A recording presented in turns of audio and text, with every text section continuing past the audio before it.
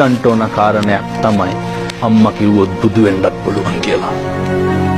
අම්මා කිව්වොත් දරුවන්ට බුදු වෙන්නත් පුළුවන්.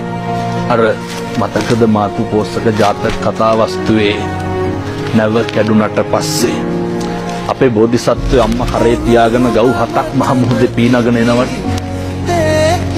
පීනගෙන ආවට පස්සේ අම්මා මොකද්ද කියන්නේ? අම්මා කියනවා පින්නතුනේ මගේ පුතා මතු බුදු වෙන්න ඕන. බුදු වෙනවා. ඒ බුදු වෙන්නත් බලපාන්නේ පින්නතුනේ අම්මගේ වචනේ. අම්මා කිව්වේ බෝධිසත්වයන්ට බුදු වෙන්න ඕන කියලා බුද්ධත්වයේ ලබා ගන්න. අම්මා කිව්වොත් බුදු වෙන්නත් පුළුවන්. මේ 21 වන සියවසේ මේ තාක්ෂණය කොච්චර දියුණුද කියනවා නම් මේ පප්පු කැවුතු අක්මා වකුගඩු ගලවලා හයි කරන කාලේ මේ අඟහරු වලට මිනිස්සු ඇතුව හෝ නැතුව යාන වාහන යනවා. මේ තාක්ෂණ එච්චරටම දියුණු. මේ විශ්ව එක ජගතෙක් පහළ වුණාද පින්නතුනේ මේ අම්මා කරන හාස්කම කරන්න.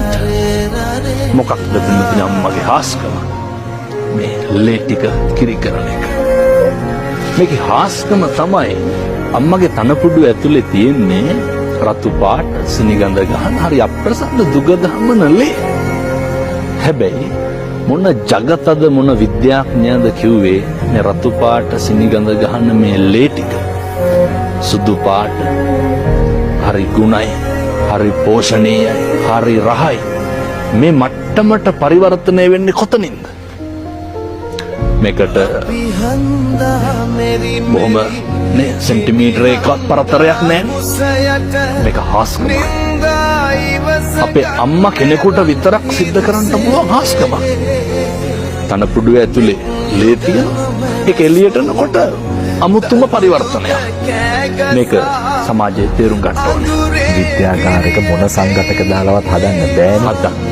හදන්න. ඉතින් මේක තමයි අර අම්මා බුදු වෙන්න ඕනේ කියලා කියන්නේ. මේක හොයාගත්ත කෙනෙකුත් නෑ. අම්මගේ ලේ ටික කොහොමද කොතනින්ද කිරි වෙන්නේ කියලා. මේක අපේ අම්මලා කරන මම නැවතත් දේශනා කරන්න හාස්කම.